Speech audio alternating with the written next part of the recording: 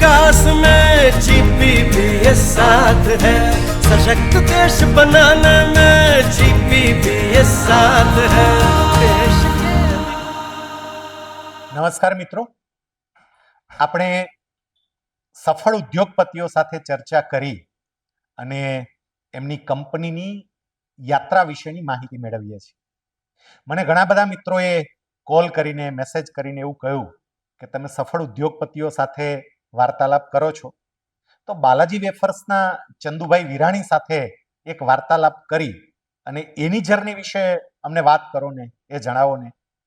મિત્રો, જ્યારે ગાંધીનગરમાં એલિપેડ ખાતે જાન્યુઆરી 2025માં જીપીબીએસ 2025નું આયોજન થવા જઈ રહ્યું છે, ત્યારે જીપીબીએસ 2025ના સ્પોન્સરર બાલાજી વેફર્સના ચંદુભાઈ વિરાણી આજે આપણી સાથે છે અને આજે આપણે એમની સાથે વાતો કરીને એમની કંપનીની જર્ની વિશેની માહિતી પ્રાપ્ત કરીશું.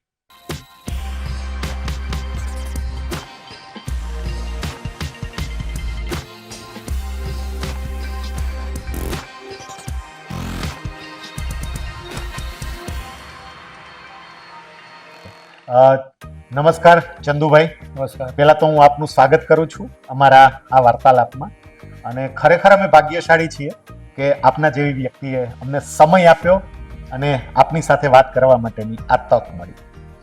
ચંદુભાઈ, સૌથી પહેલું તો એ જાણવું છે, બધાને જાણવાની ખૂબ ઉત્સુકતા છે કે આ બાલાજી વેફર્સની યાત્રાની શરૂઆત ક્યારે થઈ અને કેવી રીતે થઈ? બાલાજી વેફરની પાયામાંથી શરૂઆતની વાત કરું જી તો 1974નો દુષ્કાળ પડ્યો. ઓકે. અને મારું ગામ ધુંધોરાજી મારે છોડવું પડ્યું. જી. અને મને એમ થયું કે હવે અહીંયા મારે ચિંતન કરી અને કાંઈક સિટીમાં સેટ થવું છે. જી. એવામાં રાજકોટમાં મને એસ્ટોન સિનેમાની અંદર નોકરી મળી, મોટા ભાઈને પણ નોકરી મળી. ત્યાં કામ સારું કર્યું કેન્ટીનમાં, એટલે આપણે કોન્ટ્રા પર કેન્ટીન આપી દીધી અને એમાં આપણે વેફર વેચતા. જી. વેફર વેચતા વેચતા રેગ્યુલર ન મળી એટલે આપણે ગામડાની બધી મિલકત વેચીને ઘર બનાવીને ઘરમાં આપણે વેફર બનાવતા કેન્ટીનમાં વેચતા એવો વિચાર કર્યો કે કેન્ટીનમાં જ વેચીએ છીએ તો ચાલો બીજી અનેક જગ્યાએ વેચીએ. એટલે બાઇકથી વેચ્યું, રિક્ષાથી વેચ્યું, ટેમ્પોથી વેચ્યું. વેચતા ગયા, આગળ વધતા ગયા, લોન લેતા ગયા અને લોકોને જોડતા ગયા. જી.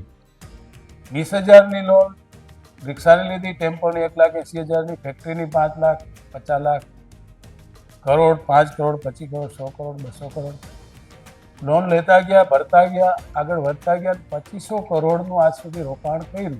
જી. ઘરથી આજીમાં 2 ફેક્ટરી કરી. અત્યારે વાત કરી છે વાજડી, વલસાડ, એમપીમાં ઇન્દોર, યુપીમાં લખનઉ અને નેક્સ્ટ હવે બેંગ્લોર અને એના પછી ઈસ્ટમાં જાશું. લોકો જ્યારે ઘરેથી શરૂ કર્યું ત્યારે 5-7 લોકો કામ કરતા હતા, એને બદલે આજે 6-7 લાખ લોકો જોડાયેલા છે. ઓહો. 3,000 સપ્લાયરો છે. જી. એમાંથી લગભગ 80% કૃષિ રિલેટેડ જ પ્રોડક્ટ છે.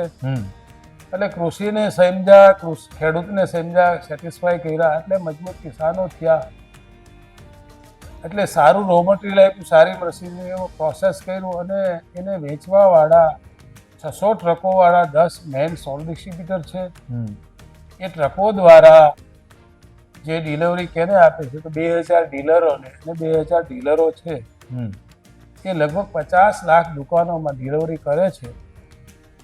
એક ગામડાની વ્યક્તિ એક માનસિકતાના આધારે, એક ઇન્સાનિયતના આધારે, એક સંસ્કારિતના આધારે લોકોને જોડવાનું કામ કર્યું, એક લોકોને સંગઠિત કરવાનું કામ કર્યું. એક બિઝનેસની સંગઠનની શક્તિને કારણે એક બ્રાન્ડ બની એટલે આજે રાજકોટમાં નંબર 1 ટેક્સ ભરું છું. સ્નેક્સ નમકીનમાં ગુજરાતમાં નંબર 1 ટેક્સ ભરીએ છીએ. ઓલ ઇન્ડિયામાં કોઈને ટાર્ગેટ દીધા વગર નંબર 1 ગ્રોથથી ચાલે છે. એટલે એમ કહી શકી કે મેં તો એક માનવ શક્તિને એકઠી કરી, ભગવાને મને માનવ જીવ આપ્યો હું એવું સમજતો હતો કે માનવ કર્મ કરતો જાય, શીખતો જાય અને બીજાને શીખવાડતો જાય અને બીજાને જોડતો જાય અને જીવ માત્રનું ધ્યાન રાખતો જાય. જી.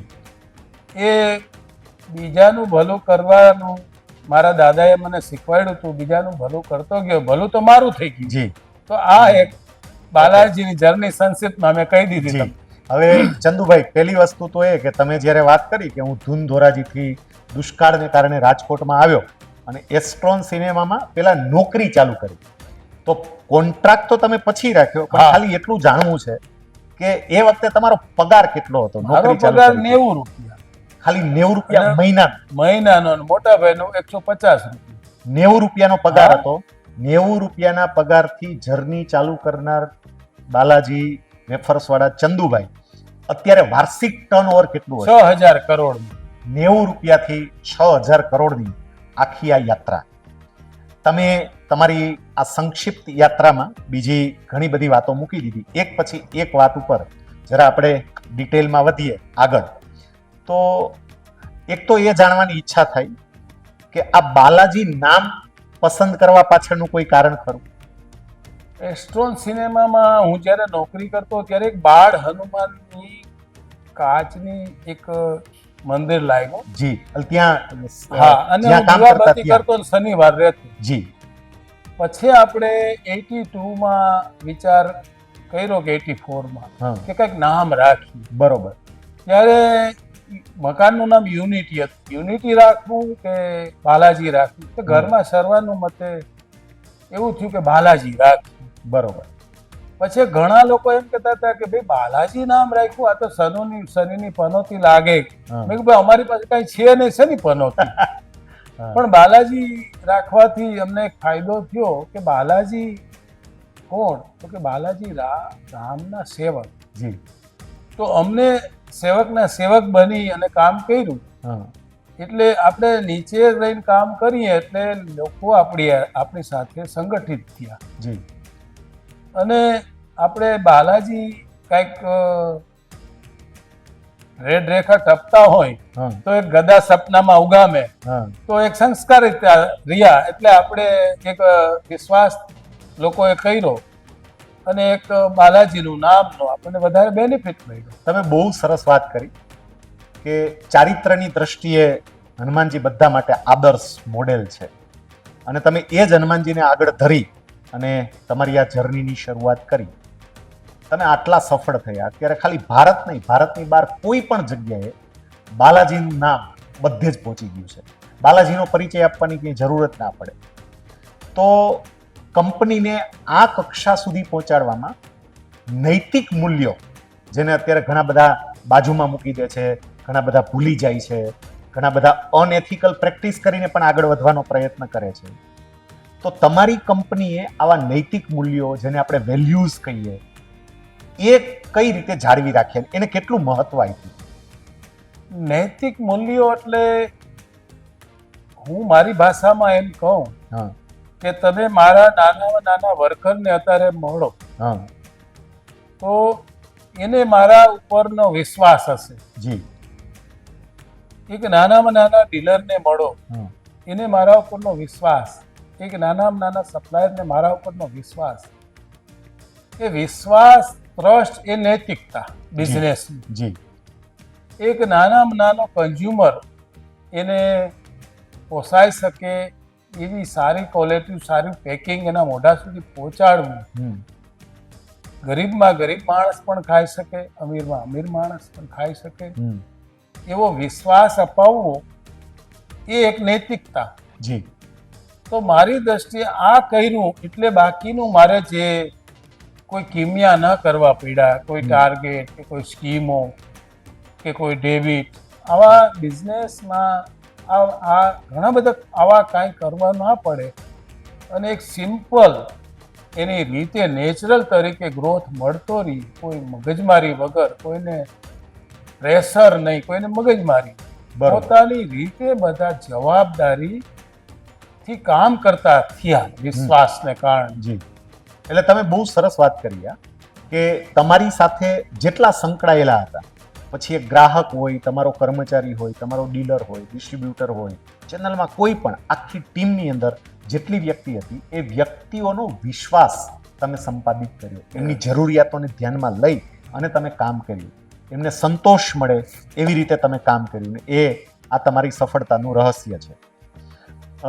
બાલાજીની શરૂઆત જ્યાં સુધી મને ખબર છે કે મેં જ્યાં સુધી સાંભળ્યું છે ત્યાં સુધી વેફરથી શરૂઆત કરી હતી, પણ પછી વેફર પછી બાલાજી ઘણી બધી પ્રોડક્ટ રેન્જ સાથે અત્યારે સમાજની અંદર વસ્તુઓ મૂકી રહી છે.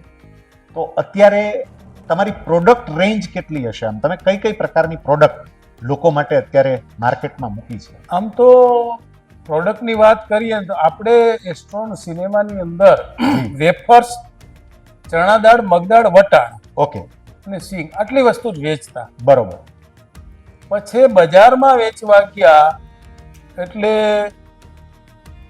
એમ કહે કે ભાઈ તું ચેવડો આપ, નહીતર ઓલા ચેવડા આપવા વાળા એમ કહે છે કે અમે નહીં આપીએ જો બાલાજીનો માલ ઉપાડ્યો એટલે ચેવડો આપવાનું શરૂ થયું.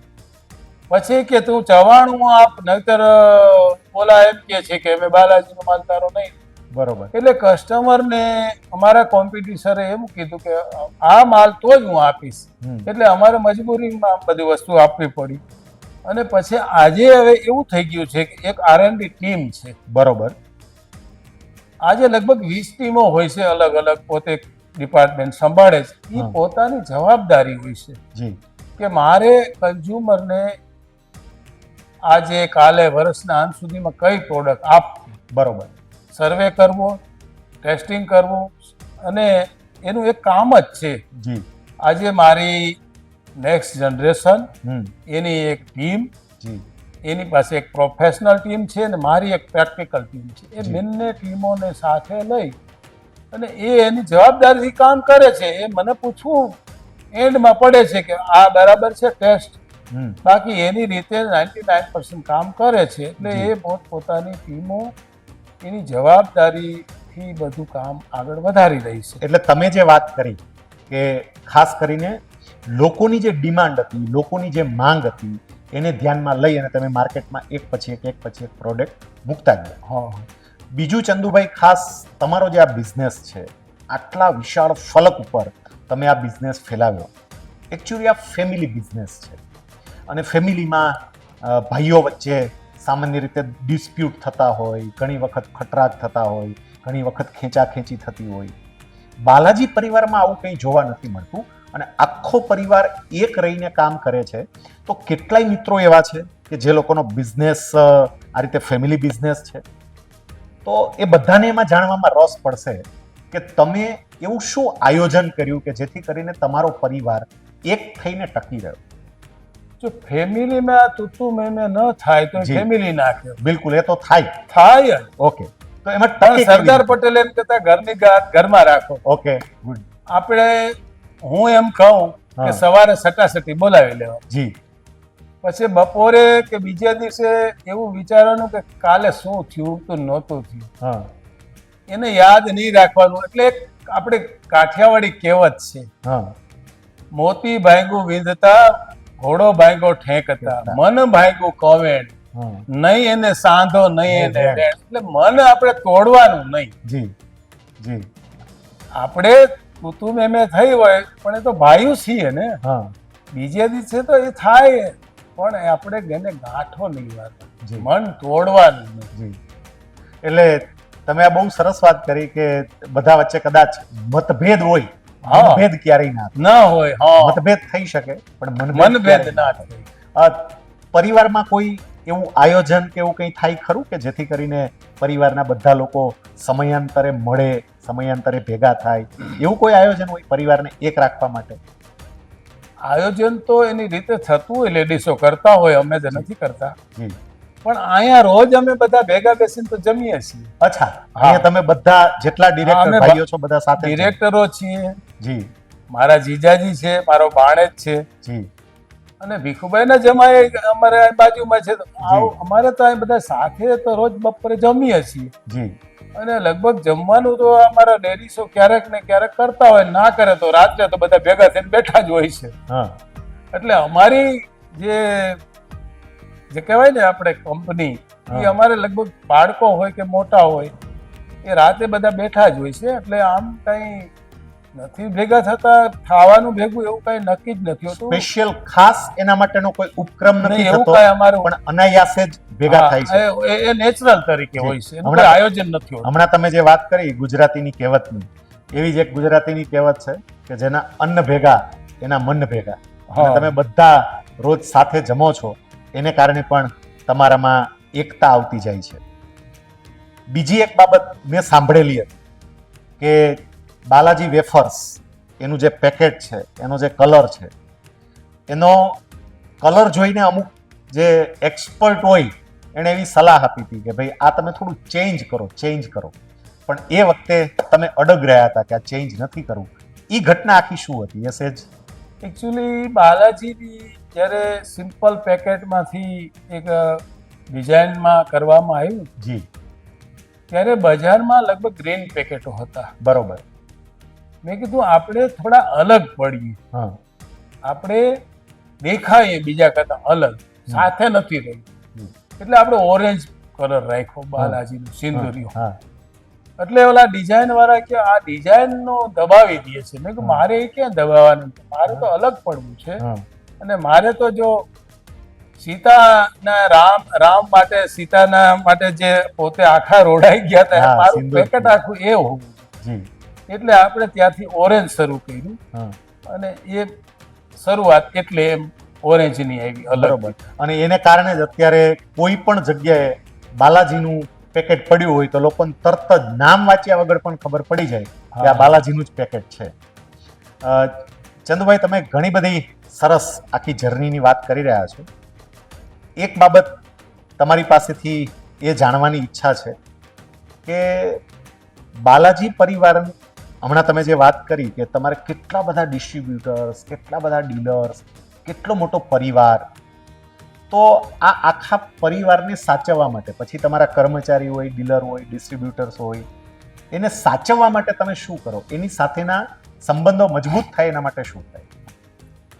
એના સાચવવા માટેના હું માર્કેટિંગ વાળાને એમ કહું કે આપણે આંબો વાવીએ જી તો સીધા ફળ ના આવે. બરોબર. પણ આંબો વાવીએ ત્યારે નાનો પૌધો હોય ત્યારે મુરઝાઈ ન જવો જોઈએ. એમ એક નાનો ડીલર છે, એ બિચારો એના મા બાપની એજ્યુકેશનમાંથી આવ્યો હોય અને જ્યારે શરૂઆત થતી હોય ત્યારે એ મુરઝાઈ ન જવો જોઈએ. એ બિઝનેસ કરતો જીવનમાં ભૂલી જશે. જી. એક આપણો ડીલર બંધ થાય ત્યારે એ 2-5 લાખ રૂપિયાની નુકસાની કરે કે 10 લાખની નુકસાની કરે, એને ન પોસાય. એનું પાપ તને લાગશે, એ ધ્યાન રાખજે. એ માનવતાનો ધર્મ રાખજે તું કે આ ડીલર નથી, એક માનવ છે. એ ભૂલી ન જાય બિઝનેસ કરતો કે બિઝનેસ કરશે તો 5 જણાને દેતો થશે. બરોબર. એટલે એ આંબો ફળ આવે ત્યાં સુધી ટકાવી રાખવાની તારી જવાબદારી છે. થોડું એને સંભાળીને કામ કરજે, નહીતર પાપ તને લાગશે, મને નહીં લાગે. બરોબર. આવું કહું એને. એનું સેલ થાય અને એના ન થાય, એના છોકરાને મેડિકલ કે એજ્યુકેશનની જવાબદારી તને સોંપું છું એની, તો તું આવું માનજે કે તારા ઘરના ફેમિલીનો મેમ્બર છે. એવી હું ગાઈડન્સ આપું. અને ઘણી વખત હું પણ ડીલરને અહીંયા જાઉં અને કદાચ એને કાંઈ હોય સમસ્યા, તો મેં તમને વાત કરી કે નાનામાં નાનો ડીલર, નાનાનો સપ્લાય, નાનો વર્કર મને મળી શકે. જો એને કોઈ રોકે તો મારી પાસેથી આમ છે ને એક ગોળીઓ છૂટે અંદર ફુવારાની, એવો મારું સ્વરૂપ આવી જાય. એટલે એ બાકી એની વચ્ચેની સ્ટીમ છે ને અનુશાસનમાં રહીએ. બરોબર. અને લોકોને સેટિસ્ફાઈ કરે. જી. બાકી મારે બહુ વચ્ચે આવવાની જરૂર નથી રહેતી. આ એક છૂટ રાખી છે એટલે. જી. એટલે કોઈ પણને કંઈ પણ પ્રકારના પ્રશ્નો હોય તો તમે ડિરેક્ટર હોય, અત્યંત બિઝી હોય, તો પણ તમે એને સમય આપો છો અને તમારા કર્મચારીથી લઈને તમારી આખી ટીમમાં કોઈ પણના પ્રશ્નો હોય તો એ પ્રશ્નો ઉકેલવાનો તમે પ્રયત્ન પણ કરો છો. એવી કોઈ ઘટના તમને જો યાદ આવતી હોય કે કોઈ કર્મચારી, કોઈ ડીલર, ડિસ્ટ્રીબ્યુટર્સ, તમારી આખી ટીમ, એમાંથી કોઈનો કોઈ મેજર પ્રશ્ન હોય, બિચારો મૂંઝાતો હોય, તકલીફમાં હોય, તમારી સાથે ચર્ચા થઈ હોય અને એ સમસ્યામાંથી એ બહાર આવ્યો, એવી કોઈ એકાદી ઘટના જો આપને યાદ આવતી હોય? તો આ લોકોને બહુ મોટી સમસ્યા હોતી જ નથી. આપણે માની લઈશી મોટી છે. જી.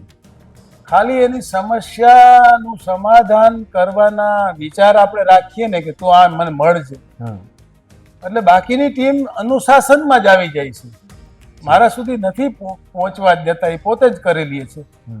પણ ઘણા એવા વાત બનતા હોય છે કે નાનામાં નાનો ડીલર હોય, એની પાસે કશું ના હોય, એને આપણે બાઇક લઈ દીધું હોય કે રિક્ષા લઈ દીધી હોય, એની રીતે પૈસા આપી દઈએ. અને એવા ડીલર જ્યારે એ 1000 કે લાખ રૂપિયાના મહિનાના સેલથી કરતા કરતા આજે 9-9 કરોડના સુધી પહોંચ્યા છે મહિના. તો હવે વાત એમ કહું કે મેં એને સમસ્યા દૂર કરી કે એને મારી કરી? બહુ સરસ. આમાં એવું ના કહી શકું કે મેં એની સમસ્યા દૂર કરી, પણ એ મારી ફરજ મેં નિભાવી. જી. એટલે સામે સામે આપણે એમને મદદ કરી તો વ્યવહાર આપણને છે. પણ. જી. તમે મને ચા પાયો તો હું તમને ચા પાઉં. એક નાના નાના માણસની સાથેનો વ્યવહાર એવો હોય છે કે એ નાના માણસોએ જ મને મોટો બનાવેલો છે. તો હું તો કેમ એમ કહું કે એને મેં મોટો બનાવ્યો, મેં એની સમસ્યા દૂર કરી? જી. આવી તો હોય ઘણી બધી વાતો.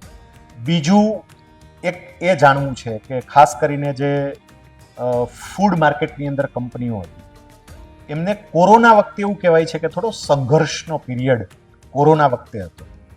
તો બાલાજી વેફર્સને કોરોના વખતે કંઈ સંઘર્ષમાંથી પસાર થવું પડ્યું? અને જો થવું પડ્યું હોય તો એ વખતે તમારો વિચાર શું હતું? તમે એવું શું કર્યું કે એમાંથી ટકી રહ્યા? આમ અનેક સંઘર્ષો હતા. જી. એ મગજમાં લીધા વગર મને ઘણા મીડિયાના ફોન આવતા, ક્યાં હે ચંદુભાઈ, શું છે કોરોના? શું કરો? મેં કીધું હું બાળકો સાથે આનંદ કરું છું.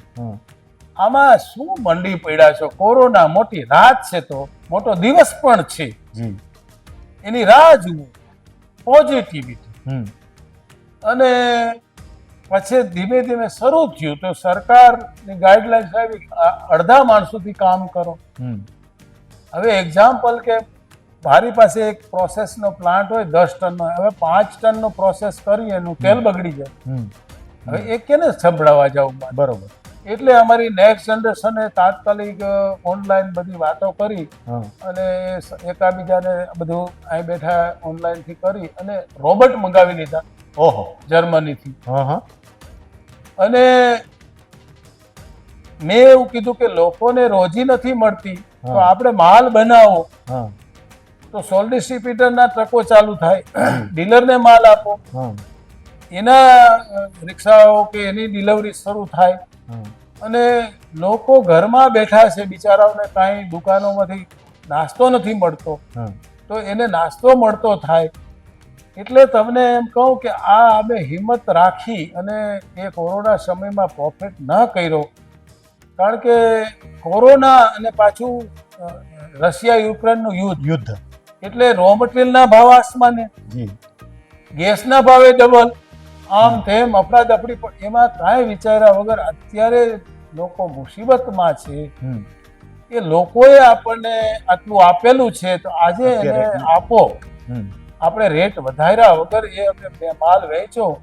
અને કોરોના પહેલા મારું સેલ તમે જોઈ લેજો 2500 કરોડનું હતું. અને હમણાં તમે પૂછ્યું મારું, મેં બોલ્યો 6000 કરોડ. તો આ એમનેમ થઈ ગયું. ભલે મને પ્રોફિટ ના મળ્યો, પણ મારી સાથે કરોડો લોકો જોડાઈ તો ગયા ને. તો મારી સંગઠનની શક્તિ તો વધી ને. બિલકુલ. તો આ મારા દાદા કહેતા હતા કે બીજાના ભલામાં તારું ભલું છે, તો મારું ભલું થઈ ગયું. એટલે કોરોના કાળમાં મોટામાં મોટી વર્લ્ડની સમસ્યામાં મોટામાં મોટા મોકે પે ચોકા માર દિયા. બરોબર. વાહ, ક્યા બાત. એટલે ખાસ કરીને જે પ્રોબ્લેમ લોકો કહેતા હતા એને તમે પ્રોગ્રેસ માટેનો દરવાજો ગણી અને એનું જ આ પરિણામ મળ્યું. એ વખતે કદાચ નફો જતો કરવો પડે તો બધો જ નફો જતો કરીને પણ તમે બધું જ ચાલુ રાખ્યું.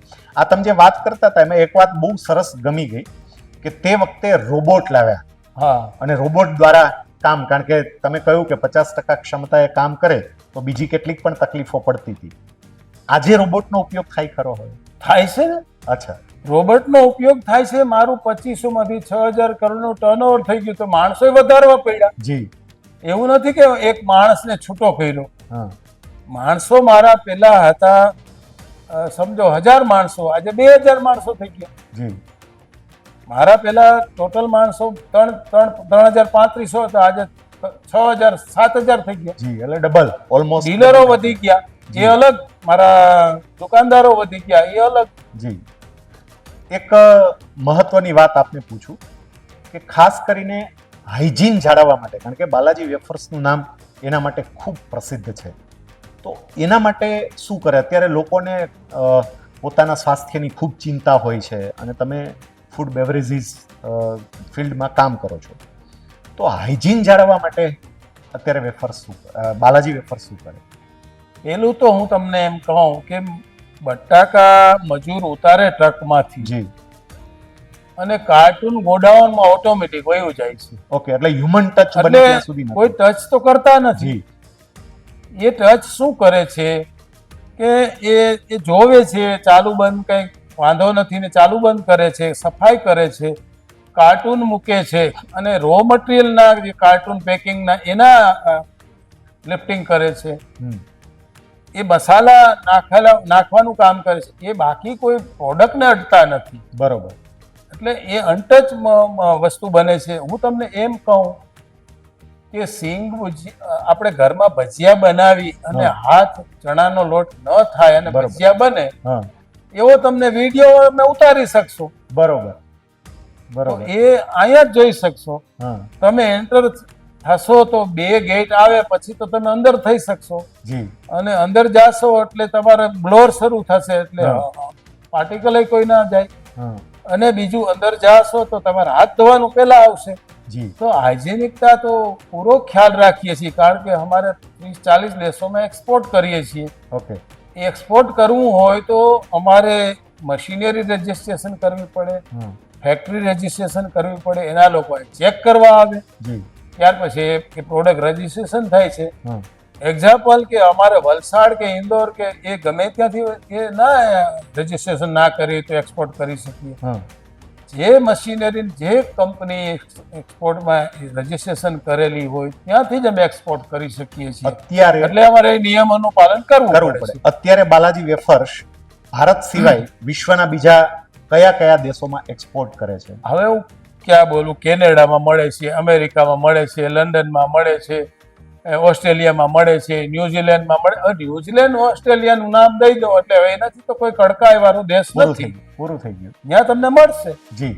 એટલે રાજકોટની એક સામાન્ય એવી સિનેમામાંથી યાત્રાની શરૂઆત થઈ અને વિશ્વ ફલક સુધી આ યાત્રા પહોંચી ગઈ.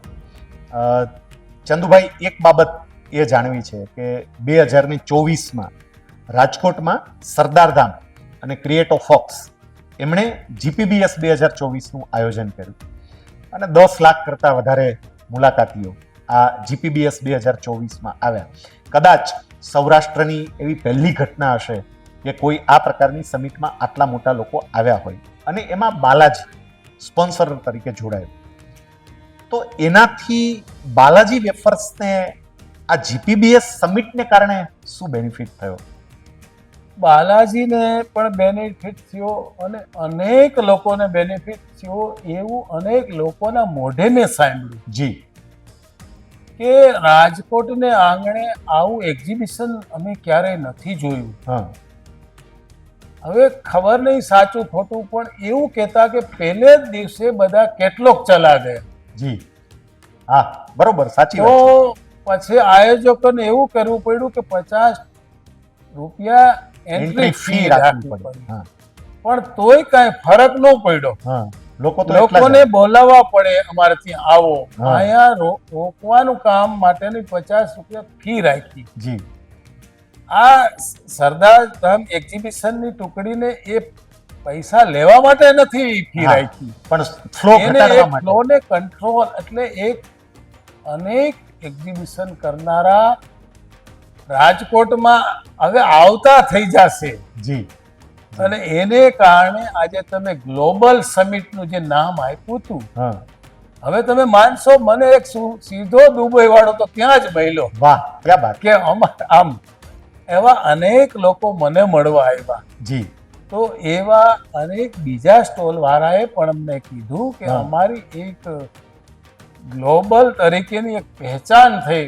અનેક વિશ્વના દેશોમાંથી ત્યાં રાજકોટને આંગણે આવ્યા. અને હું તો એમ કહું કે આ ગ્લોબલ સમિટમાં, સરદાર ધામની ગ્લોબલ સમિટમાં એક રાજકોટનું નામ થયું. જી અને તમે હમણાં જે વાત કરી ખાસ તો કે સમગ્ર વિશ્વના અલગ અલગ 40 દેશોમાંથી જે બાયર્સ આવ્યા હતા અને એને કારણે બધા ભાગ લેનારા લોકોને એ ઇન્ટરનેશનલ લેવલ ઉપર જવા માટેની એક તક મળી.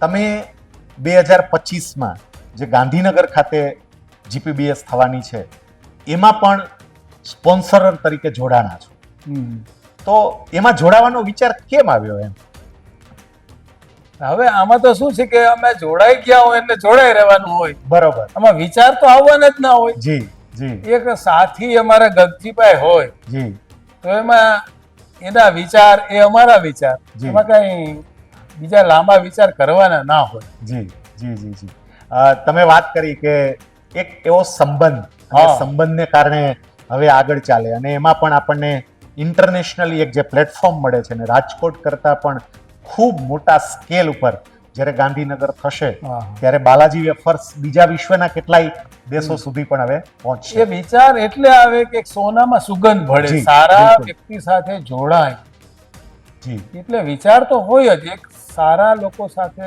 આપણે સારા છીએ, એ સારા છીએ તો એક વધુ સુગંધ વિશ્વમાં ફેલાય આપણી. જી ચંદુભાઈ, બાલાજી વેફર્સ એક બ્રાન્ડ બની ગઈ છે અને સમગ્ર વિશ્વ હવે બાલાજી વેફર્સને ઓળખતું થઈ ગયું છે. બાલાજી વેફર્સ જીપીબીએસ સાથે પણ જોડાય છે અને જીપીબીએસ પણ એક એવી જ બ્રાન્ડ બની રહી છે. આપ આ બાબતે શું કહેશો? હું આ જીપીબીએસ વિશે એવું કહું, હા મારા વિશે એવું કીધું કે હું આજે હનુમાન દાદાને માનું છું. જી હનુમાન દાદા રામના સેવક, એનો સેવક હું. જી એમ આજે ગગજીભાઈ પણ હું એ સ્વરૂપ દેખાઉં છું કે ગગજીભાઈ એટલે કોણ?